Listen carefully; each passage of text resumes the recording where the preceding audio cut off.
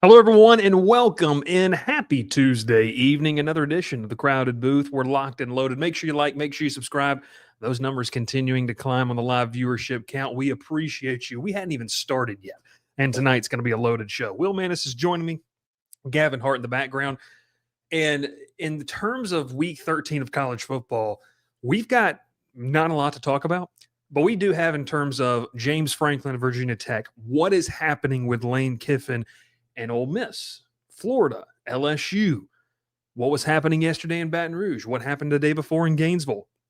That and more. We'll react to the college football playoff rankings. And of course, we're going to talk about the Heisman ballot because I guess that's what we're known for at this point. Our weekly Heisman ballot that we drop each and every single week. Will Maness going to be joining me. Gavin Hart's in the background. This is the Crowded Booth on a Tuesday night. We'll see you in about 25 seconds. Pile in here and make yourself feel at home. The Crowded Booth is coming on. The Crowded Booth with Bryce Koon.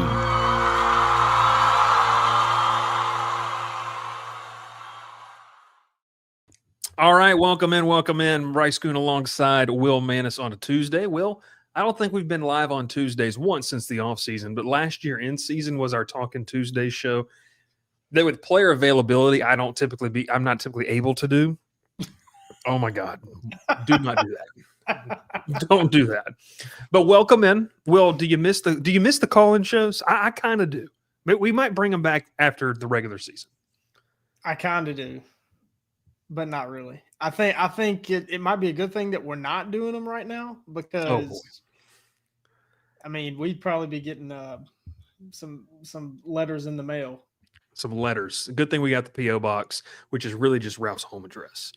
No, in all seriousness, we welcome you in. Make sure you like, make sure you subscribe. A ton of people already hopping in the chat. We appreciate you. I see a ton of people watching over on Twitter and X. We appreciate you there. Head over to the YouTube channel, hit subscribe. That's how we keep growing, and it's completely free for you to do. So support us, support what we're doing, and we got a lot to talk about. A lot to talk about tonight. So it's a Tuesday night. It is going to be a lot of fun.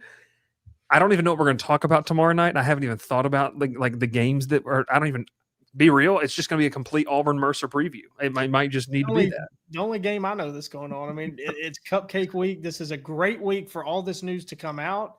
I think college football, just as a whole, knows what it's doing. The SEC is basically off this week, so yeah, let's have all the news right this week. Joel, she says, is this a call in? Not right now. Not right now. We're not doing that to ourselves right now. We're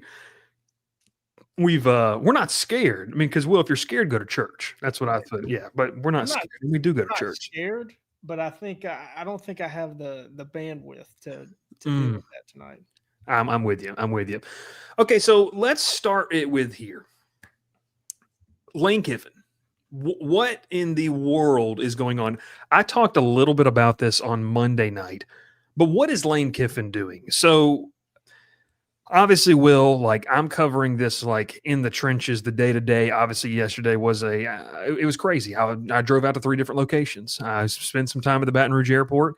I spent some time at one of the houses that the ex-wife was touring, led by a former Major League Baseball player that played for the Chicago Cubs, his wife.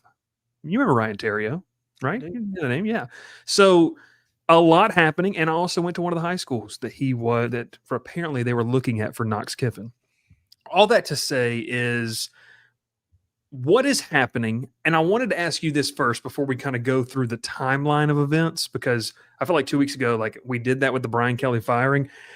But in terms of what is Lane Kiffin doing from an outside perspective, and truly from a person who covers and talks about a school that really isn't involved, but has been involved with Lane Kiffin before, what is your take from just what you've seen and obviously what you and I have kind of talked about over text?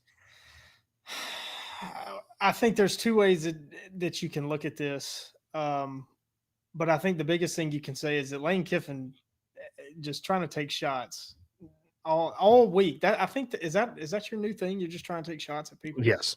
Mm-hmm. You can look at it a couple ways, but you can't say Lane Kiffin is doing anything wrong. because that's what anybody in any job in any field would be doing, Yeah. right? It's funny I was having this conversation today. A lot of people work to live, right? Like they go to work just to get a paycheck so they can live their life, right?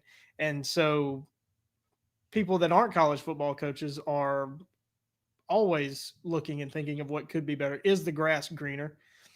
I think he's doing that, but he is a college football coach, and this is millions upon millions of dollars. This is generational wealth we're talking about.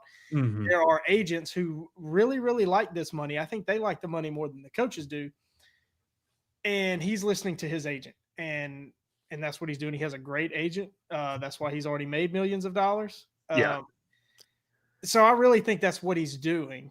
And the unfortunate part is now that there's potentially 3 schools involved, kind of stuck in limbo, waiting on him to make a decision.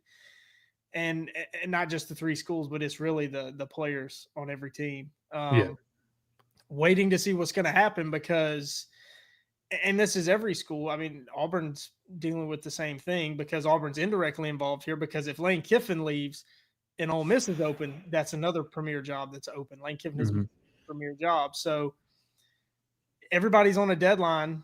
Like Auburn's deadline said is like the Sunday after the Iron Bowl, like two weeks from now. Gotcha. Wow. When they want to have their coach in place, because the early signing period is the following Wednesday. And I think that's what most schools' timelines are. So yeah, Lane Kiffin has kind of put the college football world on pause right now on what is this, November 18th. Yeah. I think it's a great way to put it. And that's where we kind of sat heading into last weekend. And a lot of the smoke and a lot of the conversation really surrounded was, hey, if he's going to leave Oxford, like I'm going to take you back to last Thursday. If he's going to leave Oxford, it feels like it's going to be Gainesville. Will, you had said that you felt like he might be a better fit for Gainesville and be a better fit at Florida. I knew that LSU wanted him.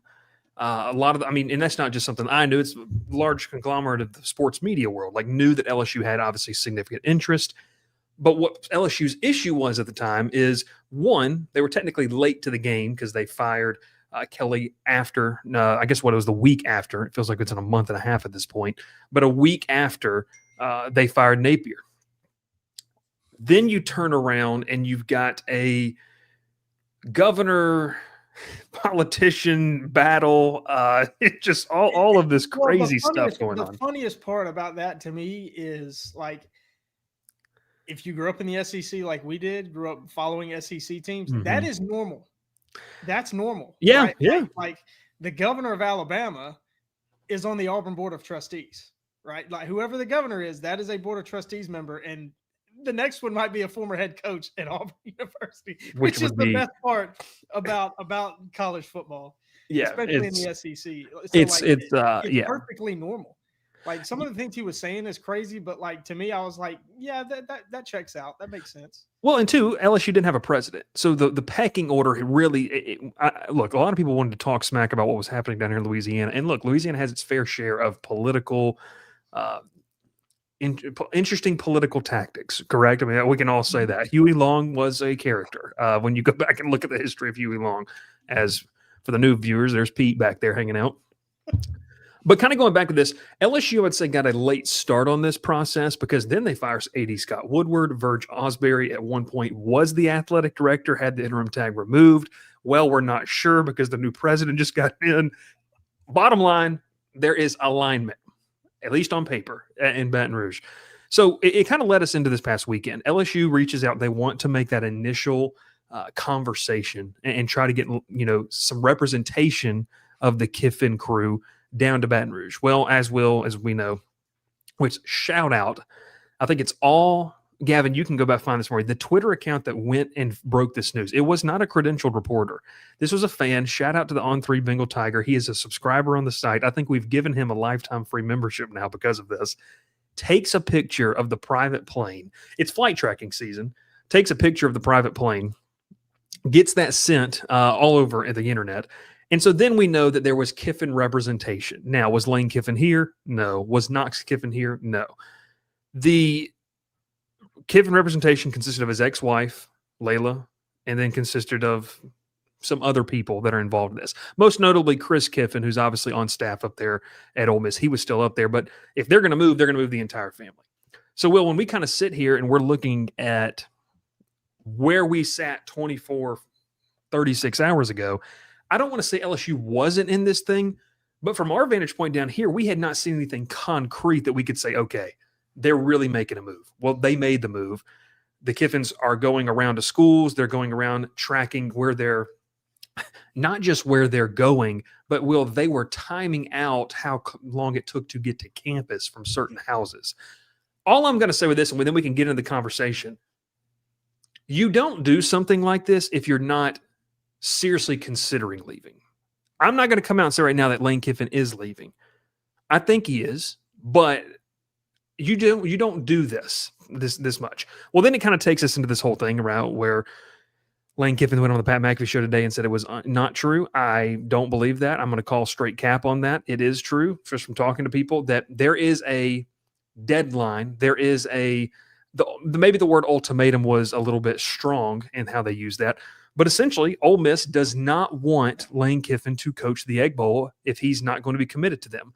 Well, that is a crazy concept because now we're looking at a potential soft deadline, but it's really a hard one, Sunday, because you're not letting that coach go do prep for that game and then pulling him and saying, all right, Joe Judge, you take over.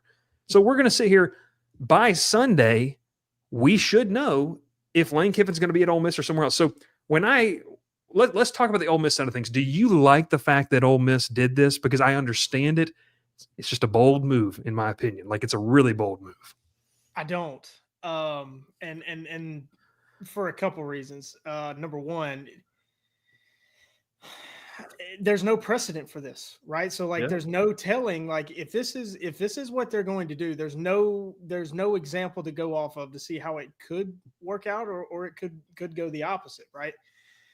If things could get bad quickly, I mean, you could have half your roster not want to play the Egg Bowl. You could essentially take yourself out of the college football playoff at 11-1, winning the Egg Bowl or not, 11-1 or 10-2, and you basically remove yourself from the college football playoff altogether. Not the team, just the person. What we're saying here. No, I'm saying the team. You think Ole Miss could get left out because their head coach left? Say, well, you don't have a head coach, so we're not inviting you to the playoff. We're not inviting you to the invitational. Wow. Okay. That could happen. Like I said, we've never seen this before. I could see that happening. They've done it with players. You don't have your starting quarterback. Well, we're not going to invite you to our tournament. You don't have a head coach. We're not going to invite you to our tournament. And we're talking about a program that's going to host a playoff game. More likely than not, going to host a playoff game. And they're the program itself kind of saying, yeah, we're good. We don't want to do that because we don't want to, go through the ringer with our coach. I also don't like it from a fan perspective. Of course, everybody knows I'm an Auburn fan. Watching Ole Miss these last 3 years in their elevation, man, I'm here for all the heat because I've taken a lot of it already. Ole Miss fans, I don't think understand what they have. A lot of them, especially the younger fans, they don't understand what they have. I've said on this podcast many times, and just a few weeks ago, I've decided to definitively say it. Lane Kiffin is the best head coach in the history of Ole Miss football. What he has done, how far he has elevated Ole Miss, they are winning at a rate that they haven't won in 50, 60 years since Johnny Vaught was the head coach. And you're telling this guy, like, oh, you're going to talk to other schools? Yeah, well, we don't want you here. Like, who does Ole Miss think they are? But, kind of in a way I respect it, that like we don't need to deal with you. We think we've got this football NIL thing figured out because we had it figured out before most people did. That's why Kiffin has the success that he has. So they think they can do it with anybody. But it's like we say, it's a very, very, it's weird, right? It's weird because we haven't seen it before. It's just another chapter in how college football is it's chaos. It's pure chaos. Yeah. So when you first said that fact, could Ole Miss get left out? I mean, we're gonna tweet that out. Obviously, I just want you to go ahead and know that. But Gavin's already getting the clip ready to go. But just in terms of how unprecedented it is, Speed Brennan Simpkins, I guess, Will knows a lot about the previous coach. I've got a comment about that. But So I'll save it for when you get done. I don't think Ole Miss is necessarily in the wrong here. You just better know what you're doing. Because if you are Ole Miss, you can't let him string you along. Like, you have to know something. And I mean, it's no secret. They really like John Sumrall. Obviously, he has been on staff there. He's been a very successful coach at 2 stops now and has won big at those relative stops there as well, and could obviously have an opportunity to represent the group of 5 in the playoff this year.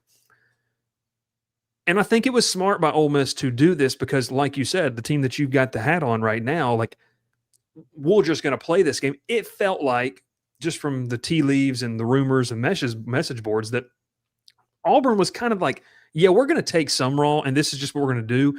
And then somebody at Ole Miss, like Bill Jordan, woke up and said, whoa, no. Hey, we might want this guy, but we got to know what's happening here. And so I don't want to say, maybe the word ultimatum that they gave Lane Kiffin is a little bit much, but they have essentially said, look, you're not going to string us along. And so I guess if we turn and we answer the question that's right here at the bottom of the page, what is Lane Kiffin doing? Well, I'm going to be 110%. I don't think, one, he's the only person who knows what is going to happen, and I don't think right now he knows.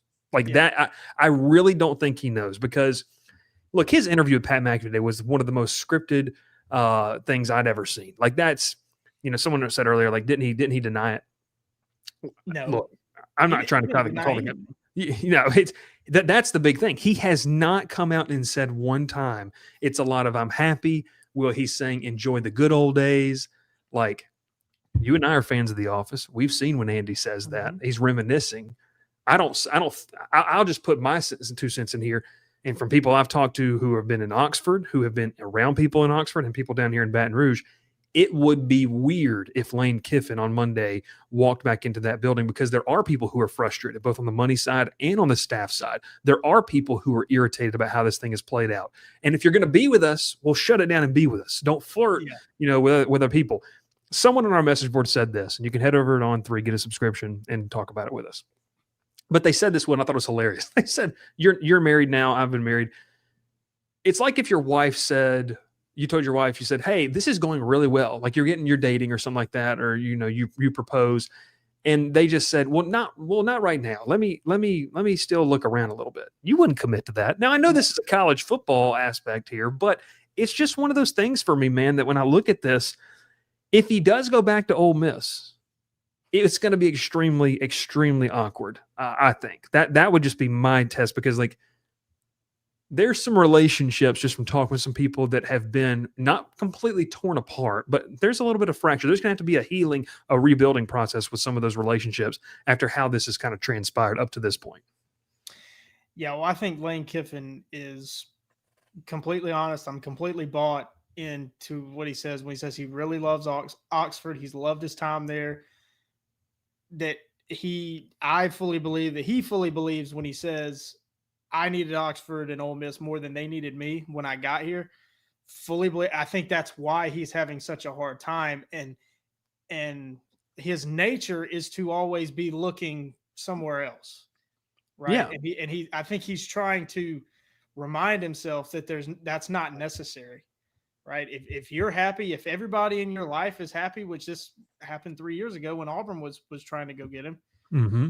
If you're happy, your family's happy, you don't have to go anywhere. And,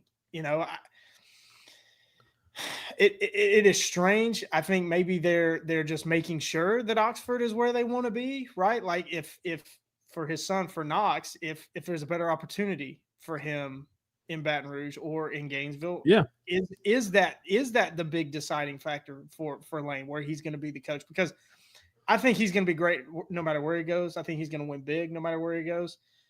I think his desire for a national championship may not be as big as it once was, which a lot of his comments are kind of making me feel that way. That, like, I mean, if this was 5 years ago, I think he up and leaves to LSU or Florida without question. But he tried to. Saban told him not to because Edo was a sinking ship at the time and said, "Don't do that right now." He was going to be Edo's OC. So no, to your point, but yeah. But it's just he seems to be, and the documentary he did on ESPN was great. A lot Phenomenal. of insight there to Mm-hmm. get into his mind and what he's feeling. I think he's just very conflicted. Like he Yeah, doesn't know he's a what to human. do because on paper, like he may want the Florida job because he loves Steve Spurrier and wanted to be Steve Spurrier, and he can go be Steve Spurrier. Like he can go be the head coach at Florida. That offer is there for him, that opportunity. But is it worth giving up what he's built and what he's done in Oxford? Yeah.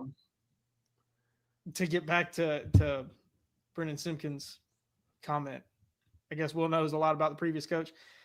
Back to the Ole Miss perspective on this. I was thinking about this today. I think a lot of those older donors at Ole Miss are getting some bad memories and having some bad nightmares about Tommy Tuberville leaving. What was the Pine Box comment? To go to Auburn. Yeah, and just kind of left them unprepared, and they don't want to do that again, and rightfully so. They shouldn't have to do that again. There's so many dynamics. There's so many dynamics. It's really hard to pick a side. It is. I told LSU fans, welcome to Western Kentucky week. I don't think I've talked one thing about the Hilltoppers, and Tyson Helton has them playing some really good football, too, as they challenge for the Conference USA title. No, I'm with you. I think that Kiffin, the one thing you can say about Lane Kiffin is that he has matured. I think he trolls a little bit, right? I mean, like he goes on McAfee Day and says, yeah, Keith Carter, the athletic director, was doing yoga with me. Like, I mean, you know what you're doing. Like Lane Kiffin's not an idiot. He knows exactly what he's doing when he says these things. It's all strategic. I also said this too. You mentioned his agent. Something to keep in mind here, and this is, obviously for the LSU fans that are watching this. Jimmy Sexton is his agent, and Nick Saban was with Jimmy Sexton. One of the calling cards, and LSU fans know this, is that when Nick Saban left LSU to go to the Dolphins, Jimmy Sexton was not on board, was not really in favor of that, pretty much something like, you are leaving one of the potentially best jobs in the country. He obviously leaves, and we've seen in interviews since then that, Saban has kind of talked about, like, he still has a soft spot for the LSU fan base and the program and just what he was able to do during the early 2000s here. But here's kind of the next step of this. Like, I'll just tell you this, like, if Lane Kiffin is donning the purple and gold next week, Nick Saban's a big reason why. Like, he's a very big reason why. Because, one, regardless of people wanting to say, well, Nick Saban fired. Nick Saban did not fire him. They decided to part ways because he had taken the FAU job. Sark could be the OC for, what was it, Will, the playoff. He had left after the SEC championship game or before. I cannot remember that year. But just in terms of that, if he ends up in Baton Rouge, Nick Saban's going to play a big part and Jimmy Sexton is going to play a big part. And I've talked to people who said both of those guys have said, hey, like, to your point, if X, Y, and Z really matters to you, this might be where you want to be. That's their opinion. Now, look, Florida fans are going to have their opinion why they're the best job. Ole Miss has theirs. I will say this, Will. This isn't 5, 6, 7, 8 years ago where it was just, and you mentioned this, just common sense to continue to elevate yourself. Ole Miss is a really good job. The question is it a really good job because of what he has done there, and can you keep that up with someone else? And so there's 400 different ways you can go in this conversation. I just kind of sit here and I tell you, like, I don't know where he's going to go. And I wrote about this today. I think all three programs are better off for what Ole Miss has decided to do, though, because now if you're LSU in Florida, hypothetically, if this is real true deadline, you don't have to wait until January the 2nd or December 20th when they get knocked out of the playoffs. You can pivot to your other options. Now, does that mean, and we'll obviously talk about this in the coming weeks and everything. I'm sorry we're not dedicating time to it here tonight. That does affect Auburn a little bit because now two teams that you maybe didn't think were going to be in the race, maybe they would have been willing to wait out Kiffin.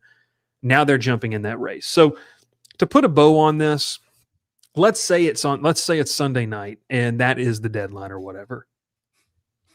Gut, what we've talked about, who's Lane Kiffin coaching?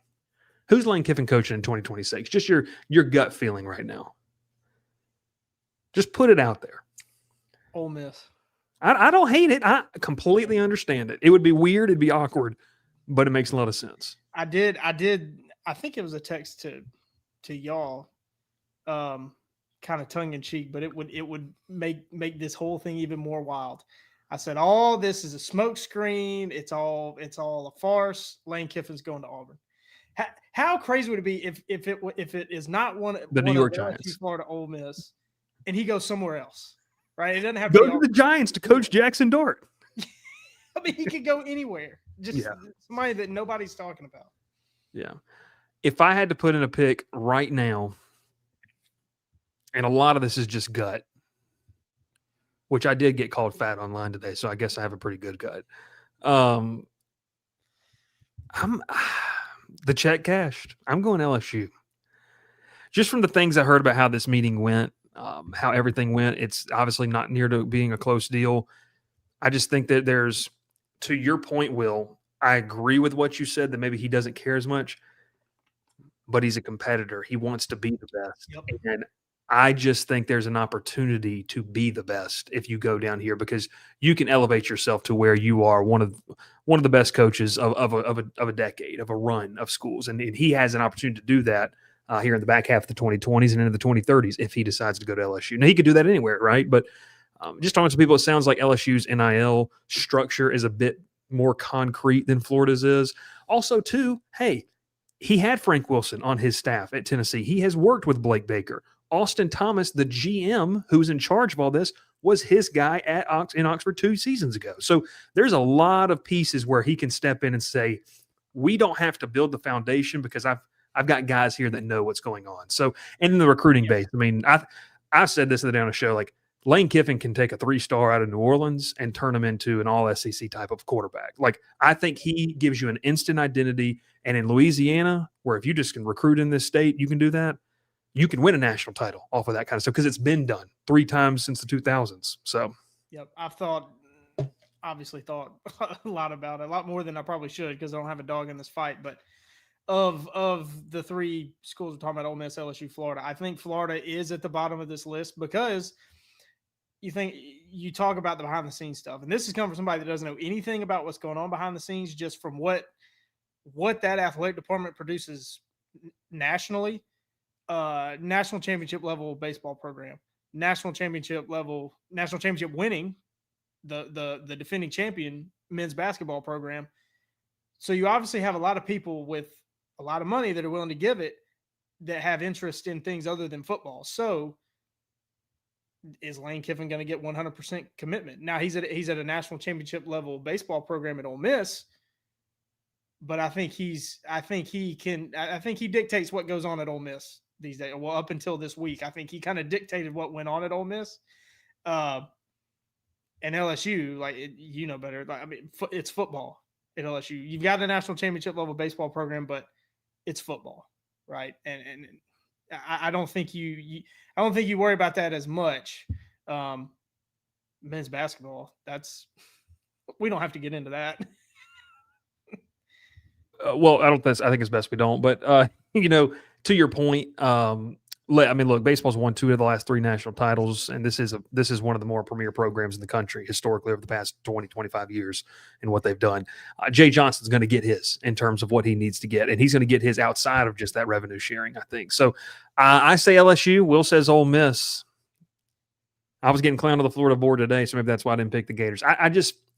Look, maybe it's an emotional hedge. I'm just kind of sitting there and saying, because what did I tell you? Hey, sorry, Mom and Dad, like 30-year mortgage is happening if Lane Kiffin signs a dotted line. A lot of money on this show.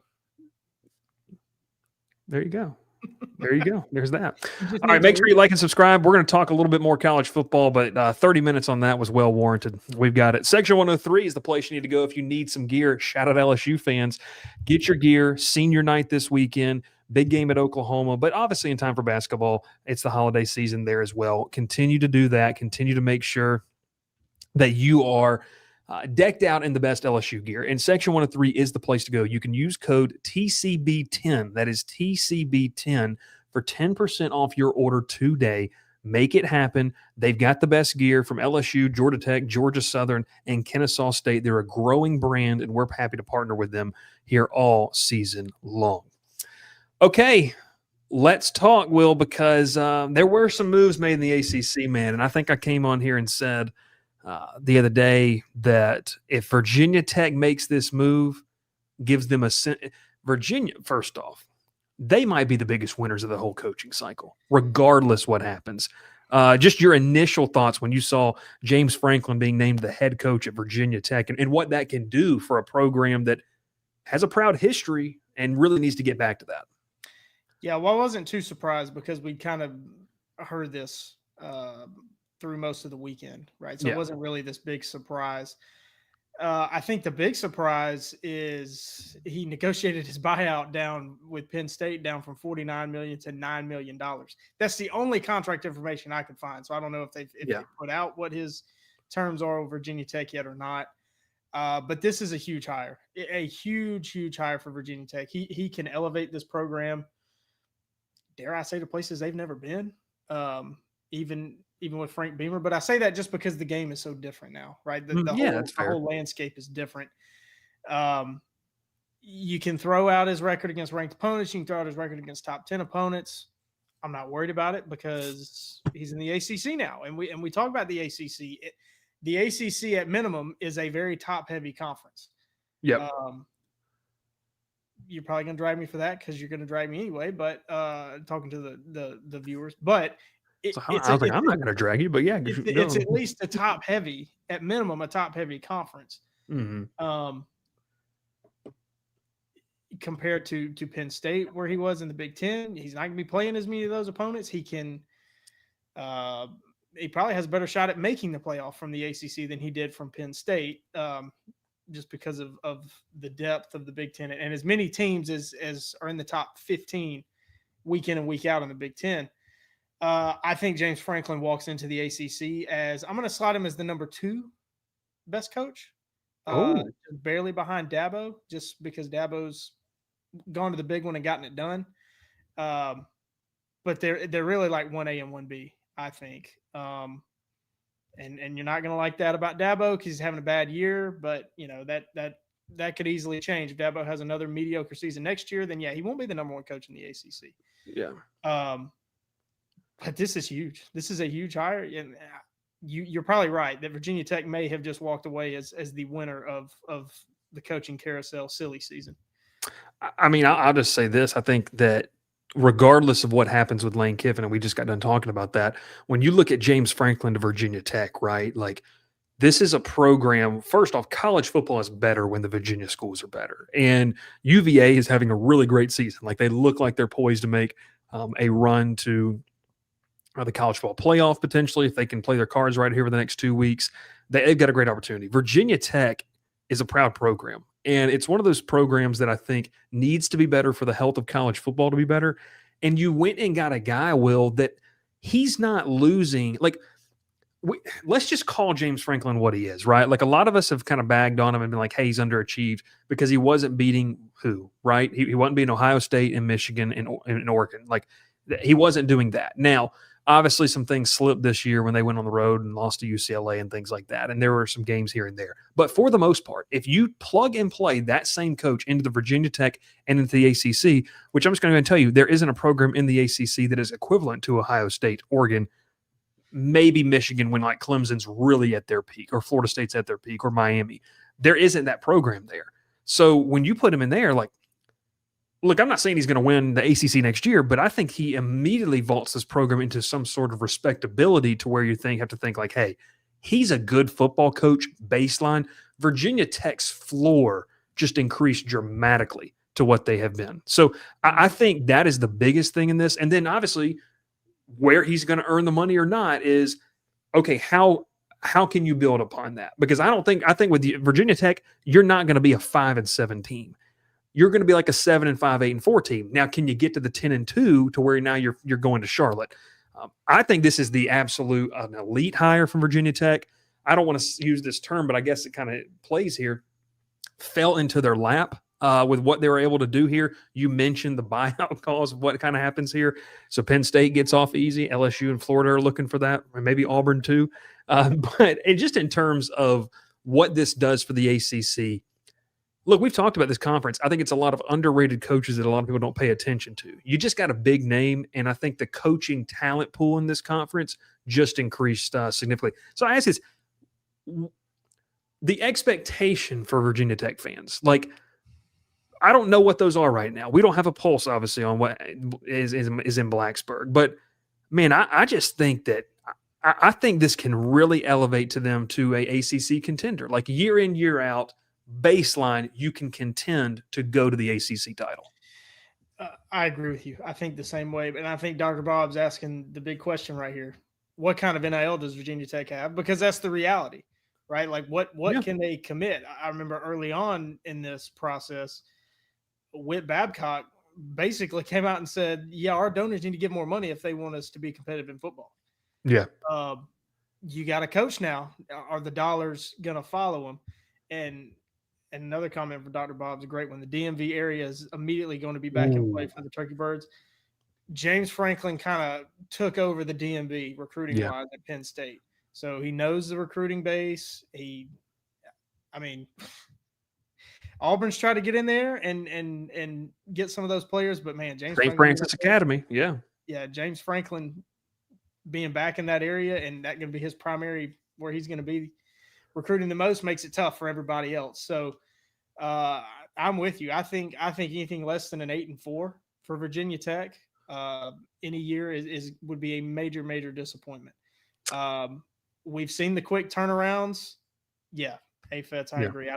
He says I don't think Franklin would have taken the job without some NIL guarantees. I think so too, because he's smart and he gets it.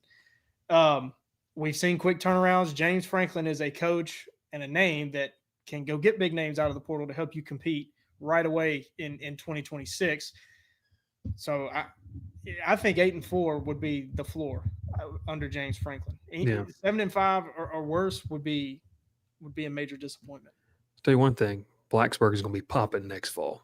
That's going to be a fun place. Like, just in terms of what is, I like this. I like this for college football, right? I mean, I think that's what I like. I like the fact that more teams that are kind of in that middle pack of the FBS and really the middle pack of the Power Four, they're like, no, we want this. That's what you want to see. Like, even, and look, we're going to have this conversation in the last two topics here when we talk about rankings and Heisman. There's a lot of, well, it doesn't matter. There's 16 teams or 12 teams that can really win it anyways. That's great. But when you see teams make moves like this, and in the off chance that this goes down in flames, at the time, no one's going to tell you this is a bad hire. Like, that's why we're saying this. I can't foresee this being a dumpster fire hire. No, it'd be a shock. And I still think Penn State pulled the trigger way too quick. Because, I mean, what he did and what he established at Penn State, you can't just go out on the street and find somebody to do that. Who are they going to get? That's a whole other conversation, right? Like Bob Chesney? That's who I think, because he's from the Northeast. Watch Flip watch on that Penn State class too. He's already offered a couple of guys that decommitted, so he's already been on that trail. And obviously they got their quarterback in the 2026 class is down here at St. Thomas More in Louisiana. Had rave reviews. Sam Spiegelman of Rivals already talked with him. Franklin's already gotten on the phone with him. So I think you have a guy who understands the landscape and can dominate with what he wants to do, especially in that geographical era. I think that's the biggest thing too. Hey, that's Fran Brown. How about that? How about that? At Penn State? Fran Brown jumping to Penn State? I'll just say this, talking with some people, don't count out that Fran Brown might not be at Syracuse next year. I'm not saying it's going to happen. I'm not saying that he's going to be there. I'm not saying that he's not going to be there. It just wouldn't shock me as the dominoes start to fall, Will, because we've said this multiple times. There's a lot of big brand jobs, and there's not a ton of elite level candidates. And that's kind of what we're sitting with here and when we're talking about this. So great stuff. Great stuff. Big game stinky, Mr. Zach says. All right, we'll take a quick break. We'll talk to our friends over at Cajun Cousins. When we come back, college football playoff ranking reactions. By the time we went through this, I think they're out now. So we can talk about that and where we went from there. Gavin, you got a graphic? Is that what it looks like as of right now? Boom. He's on it. And so our friends over at Cajun Cousins, make sure you check them out. And here's a little message. What's up, everybody? My name is Bryce Koon, and I cover college football here on the Crowded Booth and also over with On3, covering all things LSU. I'm here to tell you about a presenting sponsor this year for us as we get ready to continue tailgate season. It's our friends over at Cajun Cousins Company, based in South Carolina, but serving the entire Southeast with a little bit of that Louisiana flavor. Now, listen, they've got great products. They've got some great merch, including this awesome hat for you LSU fans that I'm rocking right now. But today I want to tell you about something that's going to maybe spice up that tailgate or that event a little bit more. It's Cajun Cousins pepper sauce. Make sure you try it out. Whether it needs to go on the po' boy, whether it needs to go on the fish, or even in some of that jambalaya, make sure you let them know the Crowded Booth sent you and head over to CajunCousins.co.com and get what you need today. Whether it's a family event, whether it's a part of that tailgate here in football season, Cajun Cousins Company is the way to go. All right, we're back here on the Crowded Booth. Shout out Cajun Cousins making our trip to Dallas possible. We appreciate them once again. If you have an opportunity to check them out all across the South Carolina and North Carolina area, but they're willing to go anywhere. They're based in South Carolina. They do a lot of things across the Southeast there as well. We got a whole case of pepper sauce for you. We got a whole case. We did. -1. -1 bottle. Shout out our boy Ralph. Okay, so the college football playoff rankings have indeed come out, Will. So before we get to the actual bracket, I'm going to put out and try to let's talk about these rankings, because is there anything when you look at it, okay, that just is glaringly obvious? I haven't even. This is going to be an actual live reaction because I have not even seen what the rankings look like. So let's see what we can see here in terms of a graphic, and I think I've got one here. Yeah, we'll use this one from On3 since they're so graciously allow me to work for them. So here we go. Now, here are the college football playoff rankings that were just released, so we can take a look at these, Will. This is where we sit, man. November 18th, you got Ohio State, Indiana, A&M still sitting in their top 3, so they did not punish A&M for that third, whatever you want to say, whatever happened to them, the 28-point win. Hey, I saw 300 passing yards and 4 touchdowns in the second half. I hear you. Georgia moves to 4. Texas Tech 5. Texas Tech 5. Alabama slides to 10. Oklahoma goes up to 8. The fact that we're talking about a Lane Kiffin coaching search for the number 6 team in the country is nuts. 2 spots away from a bye. Miami at 13, Vandy 14, Southern California, USC at 15, Georgia Tech at 16. Texas falls right behind them. And then your highest ranked group of 5 team is Tulane. They're at number 24. Will anything shocking to you in this? Anything stand out? I'll just keep saying this. They're positioning Miami to continue to be an at-large team. There was a conversation on social media today about a frustration factor. The ACC was doing this. That's why they were doing it, because Georgia Tech should have the chance to win the conference. Miami's, I talked about this on Monday, and it was like going through the matrix trying to figure it all out. Miami doesn't really have a shot. So the reason I think they're promoting that, and I believe it, is because they wanted them to get the at-large bid over a Utah and a BYU, the loser of the Big 12 title game. So anything really stand out to you in what we're looking at here? I mean, there's some big ones, but they really don't matter. Like Vanderbilt at 14 does not matter, right? Like they have something to play for to maybe sneak in at the bottom, but they don't really have much to play for. Texas, they were eliminated by Georgia, but they're still ranked. I don't really understand why we go all the way to 25 if there's only 12 teams. I mean, give me a top 20. Like, give me a top 20 and just tell me your top ranked group of 5 team. Yeah, yes, give me that, because like Vanderbilt, they can't make it. Texas won't make it. Michigan, Virginia, can Virginia even make it? Tennessee won't make it. Illinois out. Missouri out. Houston out. Tulane would make it, and Arizona State out. Half of the teams in the bottom half of this top 25 are out. They're out with 0 or less than like 3% chance of making it. So what is even the point? Yeah. Well, and I will say this, and there's some good questions here. So I'm going to star Trevor's this one, and then the one about USC. The biggest thing that just stands out is Miami continuing to be up there. Will, it's going to be interesting to see like the conversation that is going to be, because they are tethered together, Notre Dame and Miami.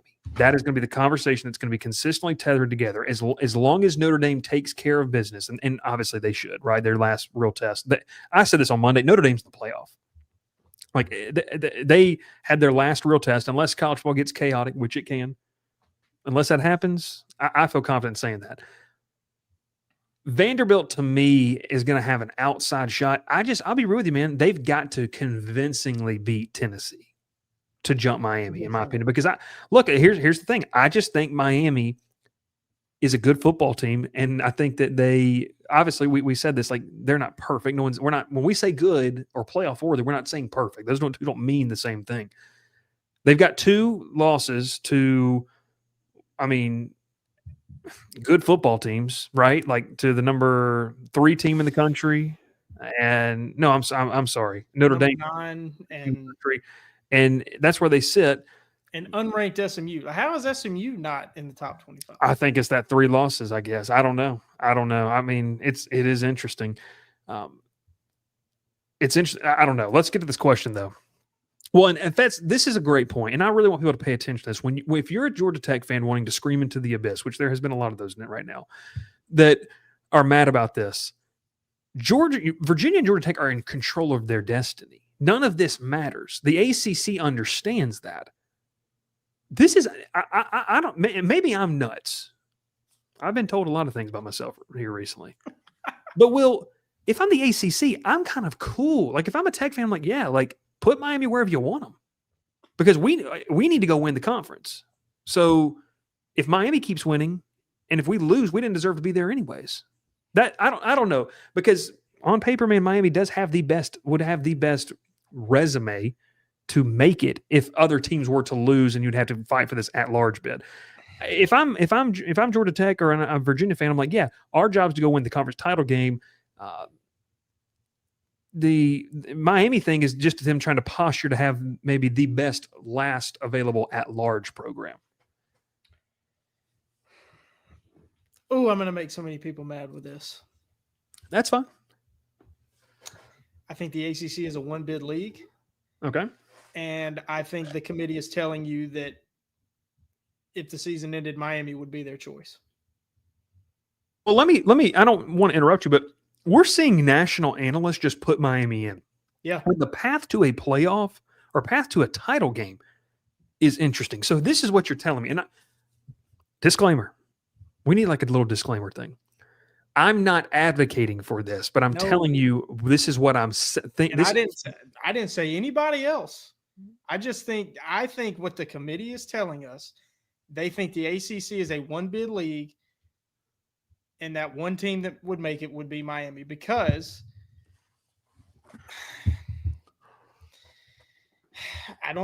it's so hard to tell what they're trying to do, because you got to think the Big 12 is going to work itself out, right? Yeah. Unless the Big 12 ends up with 2, if Texas Tech gets upset in the title game, if they're sitting there at 5 going into the conference title game, they're in, no matter what happens. I think the question is, does the team that upset them, do they make the top 12?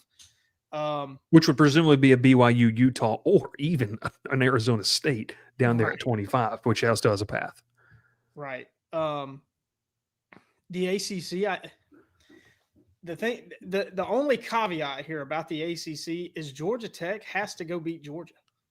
If Georgia Tech goes 11-1, they're in. To me, they're in, even with a conference title loss, because that win over Georgia holds so much weight. And dare I say, they host a playoff game at 11-2, 11-1.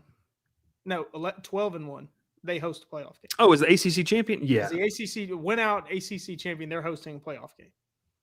They might be playing Georgia again, but they're hosting a playoff game. But it worries me if you drop. And look, Tech can lose to Georgia and win the ACC, and they should be in. In my opinion, they went and won their conference. Miami should be left at home. But what I worry is the committee is saying we would much rather have Miami in there than Georgia Tech, so we're going to keep them at 13. We're going to give them a shot to back their way into this thing if other teams lose. So, all right, I'm sending a text to Gavin real quick because I want the I can't. And graphic. Gavin, I just want the Heisman graphic for after we do this. I look at all of these SEC teams: A&M, Georgia, Ole Miss, Oklahoma, Alabama. I really can't see them putting in all these SEC teams. I don't really think that all these SEC teams are playoff. I don't think Oklahoma is a playoff worthy team. I don't think Oklahoma is that great. Right? They have an elite defense, but I think their offense is okay at best on a good day. Yeah. They found a way to beat Alabama. I still think Alabama's a better team. Right? They beat Alabama on the day, but you take the whole body of work, I think Alabama's better, and I think Alabama should Which be. people are going to get mad at you for saying that because now you've said that head-to-head doesn't matter. But it does. Yeah. But looking at the whole body of work, I think Alabama's a better team. If Oklahoma beats Alabama in week 2, this is not even a discussion. Alabama's in. They've made up for that loss, like Alabama has made up for the Florida State loss. Florida State, right? But because they played so late in the year, Oklahoma's ahead of them.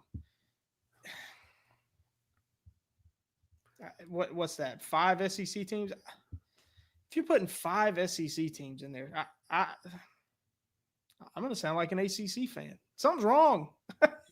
Something's wrong having five of the 12 from one conference. Well, but it's really because I don't think Oklahoma is a national championship level team. Well, and I'll push back here. I think that we've honestly gone past the concept of should there only be national championship level teams in that, because then we shouldn't be at a 12-team playoff, in fairness. But if Oklahoma goes 10-2, Will, and Alabama wins out and then wins, if Alabama wins out and wins the SEC title game, Oklahoma's going to be in.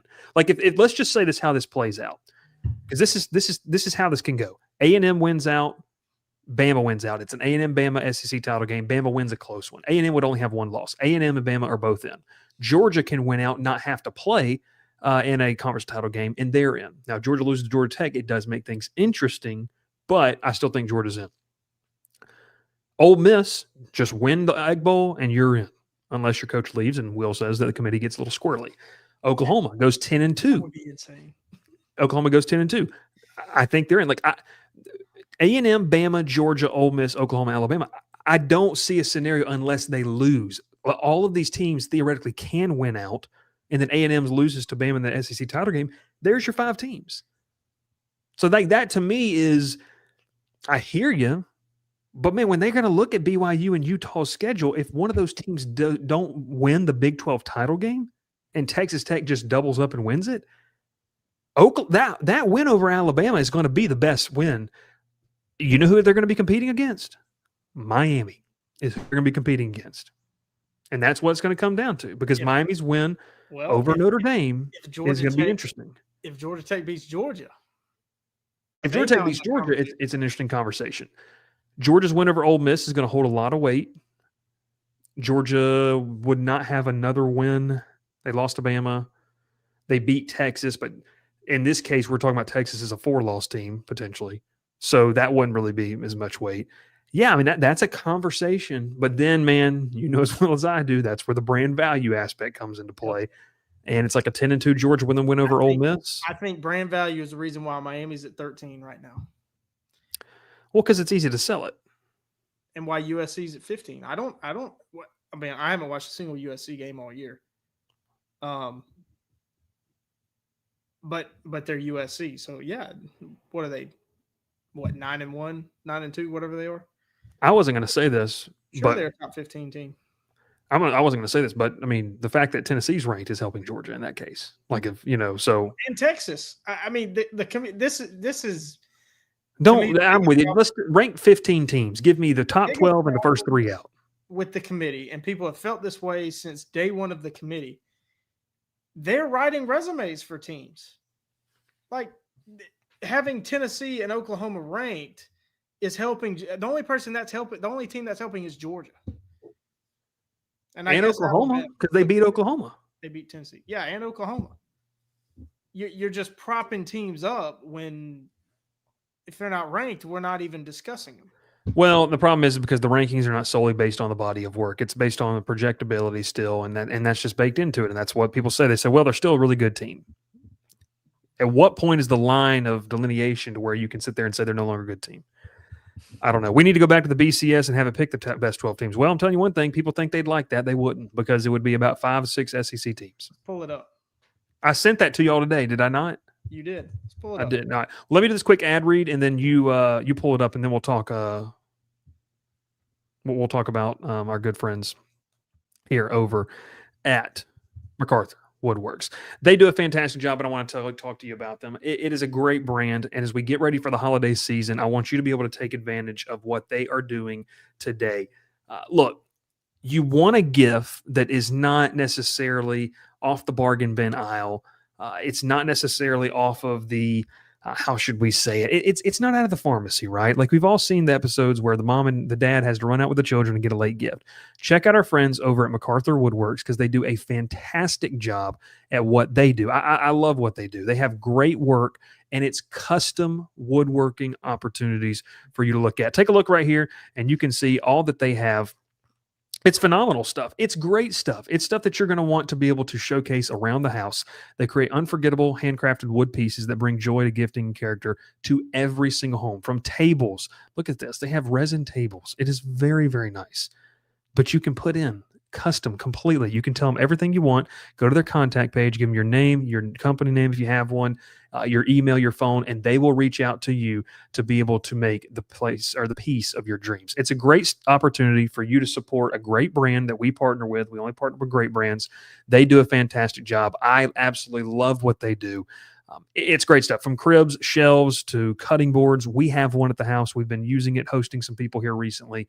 They love it. They've asked us where we've gotten it, and we've been able to talk to them about MacArthur Woodworks. So make sure you check them out. We appreciate them. It is great. Clayton says, is that a self-defense company? Yes, it is. They're also weapons. You can use them as weapons if you'd like. So make sure you check them out. We love what they do, and it's great stuff. All right, well, do you have – so this is what the BCS computers would say the top 25 would be. A lot of differences. So the computers, if the season ended today, the computers think James Madison would be the G5 representative. They have Georgia Tech at 16, same place as the playoff. It's almost as if the committee went to the computers with a lot of these. Ole Miss is at 5. Texas Tech is at 7. That's a difference. Oregon at 6 is a difference. Vanderbilt at 13, USC 14, Miami's 15. They really don't like the ACC. They don't. Like, the numbers are telling you they really are not high on the ACC, which the committee has said that as well. So that is something that is, I would say, we're not fair, but we're seeing it be for people who. This is what I'm saying. If you want the numbers to tell you, well, this is what the numbers are spitting out. So, respectfully, argue that. Like, I don't know what you want at that point. But I don't know what anybody wants. Yeah, I don't. That is true. Real quick, let's get to this because Gavin made this beautiful graphic. This is the projected playoff bracket. Will, as of today, if this is what it looked like. Now, we need to make sure that we preface by saying this. Miami, I don't like when my bracket comes out. Like, I don't have Miami as the representative because I think their path to the ACC title is way too difficult. So I would just tell you, insert Georgia Tech there for me. That's where I would have Georgia Tech as the projected ACC winner. But I'm telling you one thing, a Notre Dame-Oklahoma battle, Alabama going to Eugene would be a lot of fun. Ole Miss, Georgia Tech would be fun. I kind of like this. Tulane and Texas Tech, that could be fun on paper there too. I will tell you this. I'd have Texas Tech in my semifinals in this bracket. I would too. And I think I just got done glazing Georgia on Monday night, or Sunday night. So that's what I feel like. Yeah, I would too. Mostly because Tulane's an average football team. At least that's what their coach is telling everybody today, that they're just average. I just got done saying I don't think Oklahoma's very good. I think Notre Dame might just dog walk Oklahoma on the road too. But Notre Dame has shown they will go on the road and play people. Potential rematch of the national title last year, Notre Dame, Ohio State in round 2. Mm-hmm. I love this. And I will say I have done multiple simulations of the season and picked out the remaining games. And I always come down to seriously, an Ohio State, Texas A&M, or Ohio State, Indiana national championship, and that would be three, awesome. I think those three are just Different. head and shoulders above everybody else this year. Georgia's getting there. Georgia's close. They're close. They If Georgia dominates, and I mean this seriously, if Georgia dominates Georgia Tech, like dominates them, that I'm putting this the fourth team I think can win the whole thing. Yeah, I and that's out of respect for what I think Tech is this year. I listened to what you said about Georgia, and I agree with you. I think they're hitting their stride at the right time of the season. You see this? We should use Koki Riley during the cultural. Dude, be careful. You know what, Dev? I was texting him that day. You want me to if you have him on the show, I'll have him on the show if you want me to. We'll see. Okay. It is the time that everyone's been waiting for. We appreciate it. First off, in all seriousness, a big, big thank you for everyone watching tonight. This is awesome. Absolute record number in terms of the viewers that we have across all the platforms. We've never hit this before. This is awesome. I absolutely love it. Means a lot. No, it means a lot to the guys as well. So make sure you like, make sure you subscribe, make sure you come and hang out with us on the YouTube channel tomorrow night as well. We would love to do that. So, Will,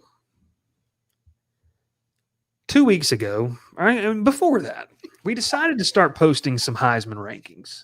And there was a certain quarterback that was in our early Heisman rankings.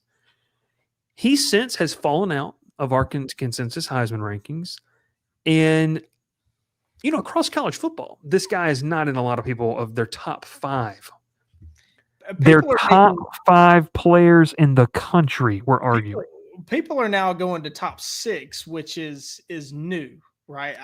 Kind of new. Well, they did. Haynes King would be there for me. So that's what I've seen more top six lists than I think I ever have. Ever. Well, because I think they're scared to stand on business, and we're not. It could be. And we've said it from day one that we think Haynes King's a real good football player. Let's just throw him up here since we're getting into it. We've been told that we've been told a lot of things. We can't stay on air.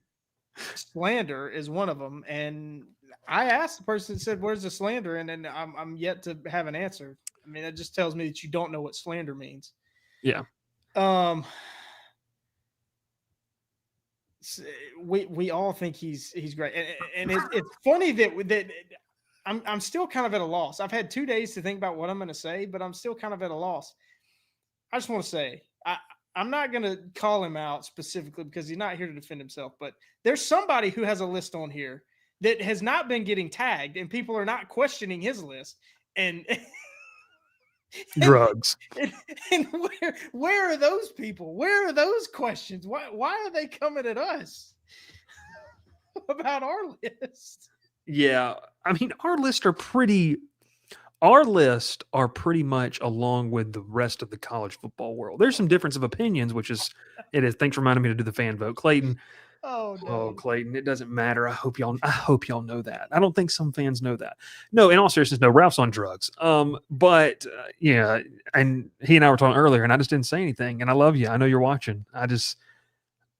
Ralph is voting off of vibes, and power to him, because Ralph is being, you know what? Maybe they're not getting on Ralph because Ralph's voting from the heart, and they don't think we are. Maybe. Listen. Calm down, Clayton.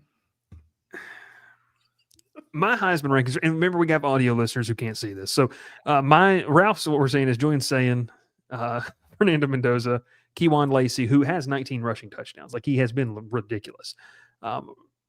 This guy named Rodriguez that plays for Texas Tech. I don't even know his first name. It's Jacob, I think. It is. They put him in at quarterback just to say he ran for a touchdown. Yeah, Marcel Reed at 5.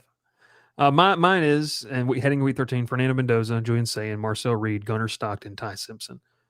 And then Will's is Marcel Reed at 1, Fernando Mendoza at 2, Julian Sayin at 3, Stockton, and then Jeremiah Love. Now, Will, I want to say this to you, because if I had to put a 6A and a 6B, 6A for me is Haynes King, 6B is Jeremiah Love. I'm putting Jeremiah Love, and maybe this is, something to say directly to Ralph, like, I think Jeremiah Love has been more imperative to his team's success than Kewan Lacey has. Careful. Well, okay. Be careful. I think Haynes King. I've said this multiple times. I've said this. I'm fine to stand on this. Haynes, if you take Haynes King off of Georgia Tech, they're not nearly as good. Yeah. Well, Haynes King But you is don't make Heisman Trophy list or win Heisman trophies based off of that type of thing. I mean, and I'm not trying to pick on Dev. Rodriguez at Texas Tech is damn good. Yes, he yes, is. yes. You don't win the Heisman because you're good. Yeah. That's Haynes why. King is without a doubt number 6 for me. And In we've fact, said that. yes. In fact, my list will need some reshuffling. I was introduced to some stats that I had not read yet. Which is okay to make a mistake. Popular to contrary belief. Yeah, so like reading those stats, yeah, Marcel Reed probably not going to be number 1 because I think it was comparing the top 3 quarterbacks Reed, Mendoza, saying against top 30 ranked defenses and then 31 and below defenses, and Marcel Reed has really feasted on defenses ranked 31 or lower, and has struggled more against better defenses. So maybe I should reshuffle my list, but I really like Marcel Reed. That's really why he's number 1. Mm-hmm.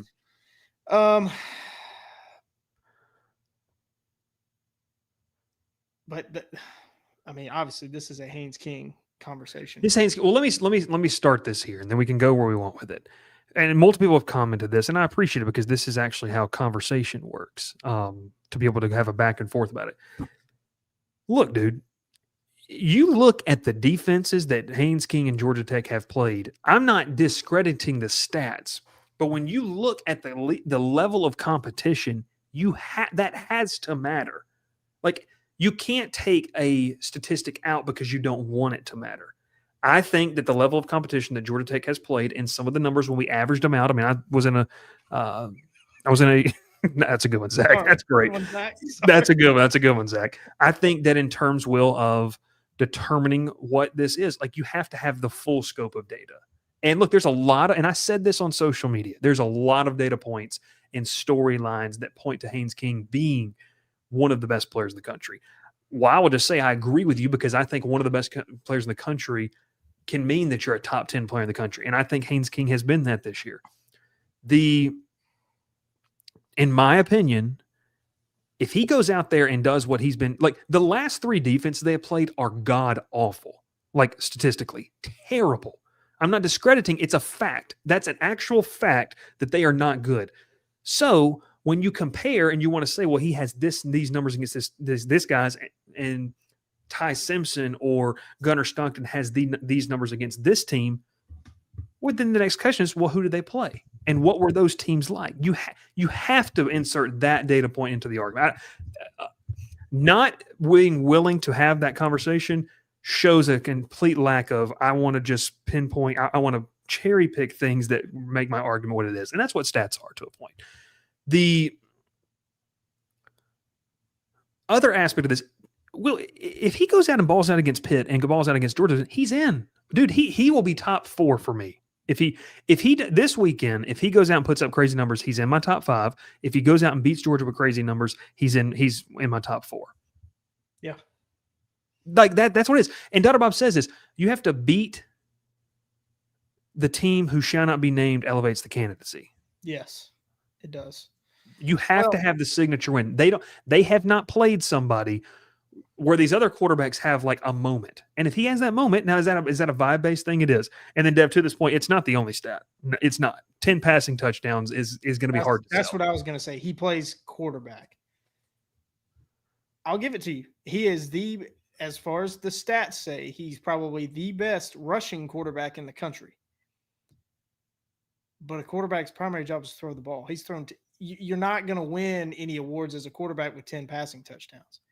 You're just not. That's just a fact. I'm sorry, that is not like hating. That is that's not how it works. The voters will not put you in there with 10 passing touchdowns. They won't. And then, I mean, call me a hater, but I'm almost wanting to say he only has 9 because his touchdown pass to Malik Rutherford against Boston College was a pass that was completed 2 or 3 yards behind the line of scrimmage, and Malik Rutherford ran it 60 yards for a touchdown. Yeah. That should be a rushing touchdown from Malik Rutherford. It's like a pop pass. I mean, it wasn't, but it's like that. No, I hear what you're saying. Now, look, I mean, Haynes King is a great quarterback. He is a really, really great, like, he's an awesome football player. He means the most probably in terms of that. You can, and I know Dev's doing this right now. You can give me every single definition of the book. You know what it also says? It's awarded to the best player east of the Mississippi. So by that logic, we've got to eliminate anybody who plays, west of Mississippi. Yep. That's just not how the vote is. That's not how it's conducted, and that's not what goes. I mean, I talked to a Heisman voter at the LSU game on Saturday. I said, "Look, I'm getting destroyed on social media for this. I want your opinion." They said, "Yeah, man. Like, he's a great story, and it is awesome. They're having a dream season." And what that says, the fact that he's in the conversation, it's amazing. It's a great recruiting tool. It is awesome. No one's trying to discredit that. The fans, you have done a great job of making sure he's in the conversation, right? You're driving this. I mean, well done. Well done to the. And buddy, you know what? If you win the next two games, this is and do people know this, by the way? Some Heisman voters don't wait for the conference title games. I hope y'all know that. Like, that is a illegitimate, that is ridiculous, the fact that they do that. So I'm telling you that. Dev said, I'm trying to find receipts. You guys not saying he was a top 10 quarterback. I mean, yeah, he wasn't before this season, and there was nothing that. Where did we rank him in the ACC? I didn't have him top. I had him top 6. I think I had him top 5. I don't remember. But it was definitely. He may not have been in my top 5. He probably was. Well, I don't know. But yeah, like, he's having a great season. It's an electric season, and it's awesome. You don't win the Heisman Trophy, and it's the thing too. Someone said, I think it was Dev said, "What if they lose?" So, here's the conversation.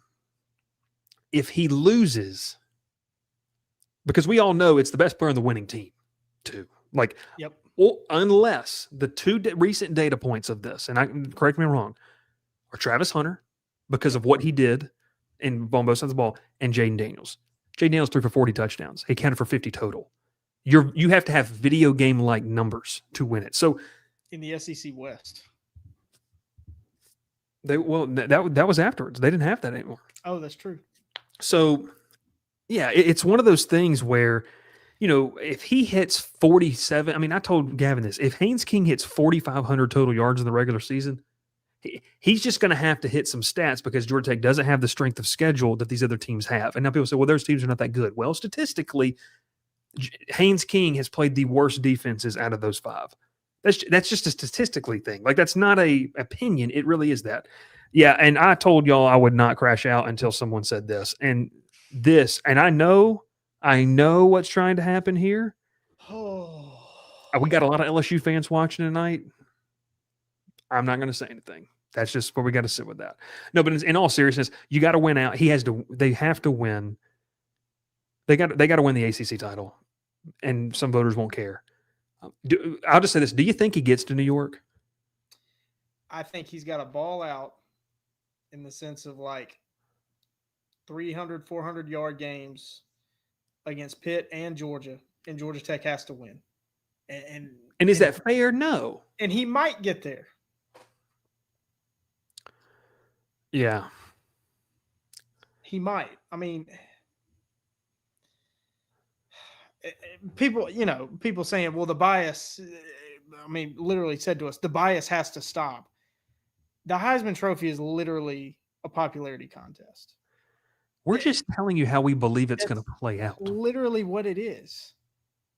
So, I don't know what you want. I mean, there's been Heisman snubs forever. And, I think you kind of pushed back at me on this, but, everybody's telling me he's like the greatest player in college football. So where is he on NFL draft boards? Right? I mean, like, I know that they're not, it's not, it's not an equal comparison, but like Heisman finalists are first and second round draft picks every year. And well, don't forget, outside of those 3 that, those 3 that people has pointed out to you. that weren't. Oh But yeah, sorry, those 3. let's don't pay attention to the majority. Let's just Sorry. cherry pick to do that. No, listen, projecting in the NFL is a totally different thing. It is a totally different thing. But like, you just the factors of winning the Heisman Trophy. I don't care what the rules tell you. What we have seen is you have to have if you are not on the best team in the country or one of the best teams in the country, you have to have video game like stats. Ashton Genty last year, Travis, like you literally had an example of that last year, right? Like you had Dylan Gabriel that was there, who is, just is what it was. Like, I mean, he had a ton of passing yards and was on a really great team, all that. And then you had Hunter and Genty that were there, but they had video game like numbers. I just don't know if Haynes King. I don't think Haynes King has the video game like numbers to do that, and so it's going to be dependent on a lot of the team performance. And we just have to see. Like, is it fair that Haynes King can't be in that conversation because the defense at Georgia Tech is terrible, and they may not win this week against Pitt? No, that's not. But it's the reality of the award. We're not saying that Haynes King doesn't. I mean, I'm not saying at least that he doesn't deserve an opportunity to be in the same conversations because we actually have never said that. It's more of the conversation of this is so linked to team success, and if it's not, you literally. I mean, I watched that Jaden Daniels Heisman season in person. You literally have to look like a video game player. Like that's literally what has to happen. So it is. It is. And Fett says this: Haynes King just isn't super flashy. You have to be flashy to win the Heisman. Look, guys, Diego Pavia has higher betting odds right now than Haynes King to win the award. Yeah, so like I'm not saying it's right. I'm just telling you this is where we're at with this. So it's not. And I'm sorry, Will. I'll just this one last thing. So when we post this out here, let's use some logic and look around and use the intellect that we hopefully have to be able to form an opinion and say, I don't agree with this, but it's because one, I'm a fan, but I can understand where you're coming from because it's not just us that have said this. Like it is.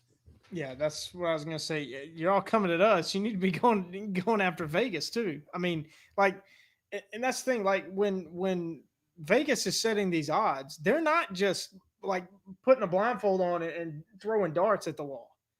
They talk to Heisman voters. They look at all the numbers. They look at the history of how Heisman voters have voted in the past, and that's how they set their odds. They're not just blindly guessing. So they have information that the public does not have that tells them, yeah, Haynes King is not going to win the Heisman Trophy unless obviously things change game to game. But where we sit right now, he's not going to win the Heisman Trophy. Well, and the other thing to this point, it was pointed out to us, well, he didn't play the Gardner-Webb game. Okay, but that's the truth is he didn't play the game. So as a Heisman Trophy voter, I'm not going to, and I'm not saying I am one, but like if I'm on that voting committee, I'm not going to say, well, if he'd have played that game, I'm going to project him at 225 passing yards and another 150. Like you don't do that because that's not reality. So it is what I'm going to let you read that comment because I'm not going to, but I'm going to let you can read that comment out. All right. Austin Bodley coming. Whoever tells Bryce he should put him in because Bryce started off covering GT is pathetic. And I hope you see this. So Bryce, you've already addressed this, and I think you handled it really well. That's just disingenuous. Like we're like first, like the crowded booth, like so. Correct me if I'm wrong. As somebody that's kind of been here since this thing got going, yeah, pretty close. The crowded booth has never been a Georgia Tech podcast. It's never been a podcast of any team. We do shows. Team specific shows. Yeah. But we're a college football. We're just talking college football, right? We're trying to look at this not as fans of teams. And you certainly do a much better job than I do because I love to get in here and make it about me and make it about Auburn. But try to look at it not through the fan lens. And I'm not saying this, and we're not saying this to say that you, the fan, shouldn't do that. You That's what makes fandom great. Yeah. Yes. Be a fan. Love that. Do it. But and we love the conversation. We love the debate. But just because we disagree and you think that we're hating because we don't have Georgia Tech number one, it cannot devolve into just, oh, how far do I want to go with this? Well, Like, I'll stop you right there because I've got a couple of things. It can't devolve into just uneducated. I mean, that's what it is. It's uneducated type of conversation. Because if you're not willing to, and this is just a basic level of debate, like anyone who took a debate class, if you can't agree on a foundational point, there's no point in talking. Because if you are going to scream and yell at me expletives about things and tell me to put certain objects near my face, when I'm not talking to you about it, because you obviously don't show the emotional control or intellect to be able to have a conversation. That's just what that is. And I think it'd be great. What do we talk about? I'd love for some of these employers to see what you're putting here under. And there's a reason some of you've had to change your names from that. And that's fine. This is a really good question. And maybe this is on us for not communicating this, Dev. So maybe this is where this comes from. Are these your Heisman ballots or Heisman predictions in that case? This is my mindset of it. I'm filling out a ballot in terms of how I feel like it would go. Maybe it's somewhere in between of that. This was a ballot in the terms of the word, in terms of how I think as of right now it would look. That for me is what it would look like. And yes, Haynes King I think should win ACC Player of the Year. I will put that out there. Yes. Sorry, Yeah. we got some great comments. They're cracking me up tonight. I'm with you. I tried to make it like about, but it's also like maybe it's both, because like I just am partial to Marcel Reed. I think Marcel Reed is great. I think Marcel Reed should win the Heisman. Do I think he will win it? No. If I had a vote, yes, he would be my number one. But like I said, maybe after seeing some new stats, it made me think maybe he doesn't deserve the trophy. So maybe it's a little bit of both. If I was a Heisman voter, I don't even know how far down it goes. Is it only top 5 you can vote for? I don't even know. Well, and it also depends, because sometimes they take 3 to New York. That's something else that matters. Last year they took 4. Sometimes they take 3. It depends on a lot of those things, because you have to be in a certain, and I'll be completely can fact check me here. You have to be within a certain amount of percentage points of the person behind you to warrant going to New York. Like, they're not going to take in what Dev said here. And let's say it was today. He's number 6 on the betting odds. Kalshi had not a sponsor, but has Haynes King at 4% odds.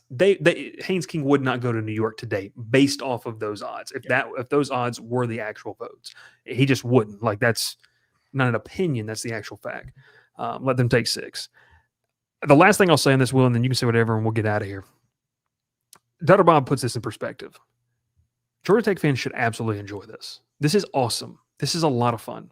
Will, before you were obviously, we had done the live shows and your house got robbed and everything, and then you got fired from the show. But I mean, dude, I was talking about happened in a short amount of time. Crazy, yeah. You got robbed and all that kind of stuff and everything. People never know what we used to do, that live production, which was really fun and a lot of fun. It was so much fun. I mean, I sat here and talked, and I'll talk about this more tomorrow when I do my live tech show, but like, this is awesome. And so for the people who want to be angry about it, well, one, I'm not going to say something on the show that, one, I haven't thoroughly checked with people to make sure it's a valid opinion, or that I truly don't believe. So to the earlier point, yeah, I'm not going to sit here and say I think Haynes King is a top 5 player as of right now, because it's not what I believe based off the data points that I have looked at. I respect the fact that you have your data points and what you look at, and that's completely fine. I don't respect the fact that you feel like it's necessary to use all types of language about it. That, like I said earlier, it shows a complete lack of emotional control to be able to have a conversation in a social setting. I didn't know we were getting wind shapey with this, but that's what that is. The second part of this is, man, this is awesome. I was doing tech shows where I had to talk about embarrassing losses every single week. This is so much fun. This is a ton of fun. We've talked about this offline a lot. In 2 weeks, we're going to be at one of the biggest games in recent Georgia Tech history in clean old-fashioned hate. Like, if for some reason they lose this weekend and they want any chance of making an at-large playoff, they've got to win that game. In 2 weeks, man, 3 weeks, we could be at their first ACC title appearance in over a decade. Like, that is fired awesome. up.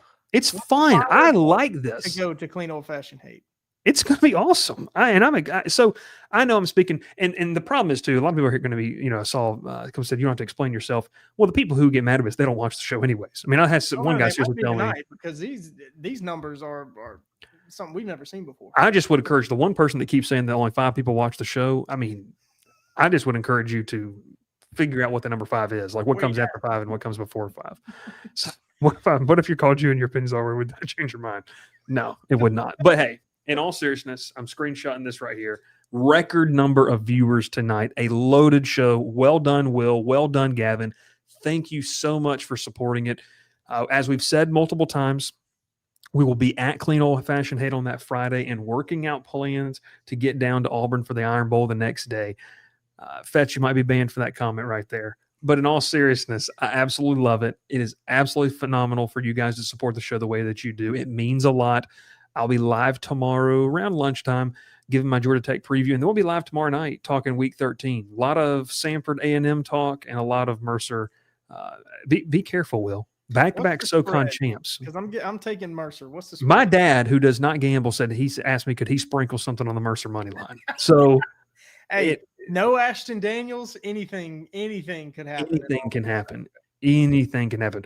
We appreciate everyone. Look, we used to talk about Bowling Green. Look how far we've come. It's fun, man. College ball's fun. Let's stop trying to act like this is the end of the world. It's not that serious. We have a lot of fun. We appreciate everyone. Make sure that you subscribe, set up those notifications so you know when we go live next time. Like I said, awesome stuff tonight. Like, subscribe on all those platforms. Continue to do that. And, man, we will catch you next time. Record-breaking night, and it's just a November Tuesday in 2025, man. I absolutely love that. Just another Wednesday tomorrow as we get ready to talk Week 13. And we didn't get to talk about it, man. It's yes. You know what we call that? Jabba. That would be Auburn being Auburn. I also say this while we're here too. Before we get out of here, make sure you like, make sure you subscribe. Thanks, shout out to the sponsors. If you want to sponsor a show, email us at thecrowdedbooth@gmail.com or DM us there as well. Continue to make things happen. We will. We have no shame. We'll just put your brand everywhere. We don't care. It's awesome. We appreciate you. Thanks so much for tuning in. Once again, a great show, 90 minutes long. And I don't feel like we rambled. I think we've really hit on the topics as well. So it was good. Thanks so much. We'll catch you next time here on the Crowded Booth. Pile in here and make yourself feel at home.